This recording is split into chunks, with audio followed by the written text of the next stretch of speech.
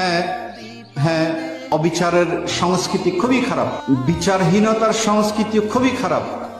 কিন্তু আমরা যেটা করছি সেটি হচ্ছে, আমি বলছি যে অতি বিচারের সংস্কৃতিও কিন্তু খারাপ।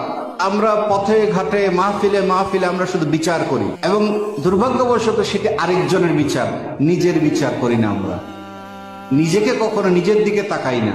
সুফিয়াই কেরামগণ নিজেদেরকে মনে করেন যে আমি সুইয়ের যে ফুটো কি দেখবো, আমি তো চালুনি, আমার তো শত ছিদ্র, আমি একটা ছিদ্রের আমি কি সমালোচনা করব, কি বিচার করব। সুফিয়াই কেরামগণ এইভাবেই দেখেন তারা নিজেদেরকে। কিন্তু আমরা দেখি যে এখন যেটি হয়েছে সেটি হচ্ছে সারাক্ষণ শুধু অপরের সমালোচনা বলি কিংবা ছিদ্রান্বেষণ বলি, কিন্তু নিজের ছিদ্রান্বেষণ আমি কখনো করতে চাই না এবং লুকিয়ে যাই।